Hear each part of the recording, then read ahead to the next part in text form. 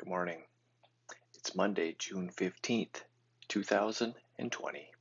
We begin in the name of the Father, and of the Son, and of the Holy Spirit. Amen. We pick up today at Acts chapter 25. 3 days after Festus arrived in Caesarea to take over his new responsibilities, he left for Jerusalem, where the leading priests and other Jewish leaders met with him and made their accusations against Paul. They asked Festus as a favor to transfer Paul to Jerusalem, planning to ambush and kill him on the way. But Festus replied that Paul was at Caesarea and he himself would be returning there soon. So, he said, those of you in authority can return with me. If Paul has done anything wrong, you can make your accusations. About 8 or 10 days later, Festus returned to Caesarea, and on the following day he took his seat in court and ordered that Paul be brought in. When Paul arrived, the Jewish leaders from Jerusalem gathered around and made many serious accusations they couldn't prove. Paul denied the charges. I'm not guilty of any crime against the Jewish laws or the temple or the Roman government. Then Festus, wanting to please the Jews, asked him, Are you willing to go to Jerusalem and stand trial before me there? But Paul replied, No, this is the official Roman court, so I ought to be tried right here. You know very well I'm not guilty of harming the Jews. If I've done something worthy of death, I don't refuse to die. But if I'm innocent, no one has a right to turn me over to these men to kill me. I appeal to Caesar. Festus conferred with his advisors and then replied, Very well.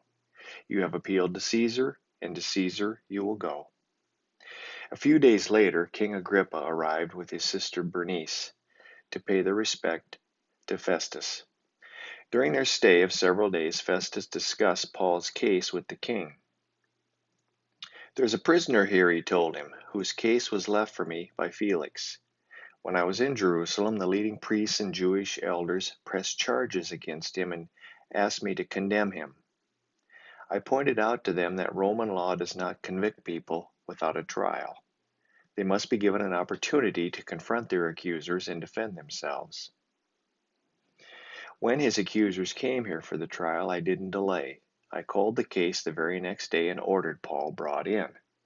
But the accusations made against him weren't any of the crimes I expected. Instead, it was something about their religion and a dead man named Jesus, who Paul insists is alive. I was at a loss to know how to investigate these things, so I asked him whether he would be willing to stand trial on these charges in Jerusalem.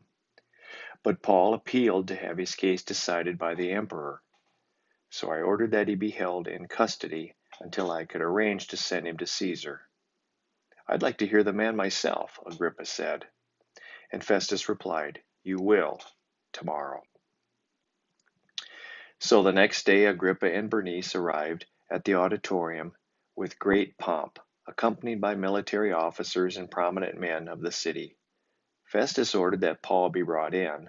Then Festus said, King Agrippa and all who are here, this is the man whose death is demanded by all the Jews, both here and in Jerusalem.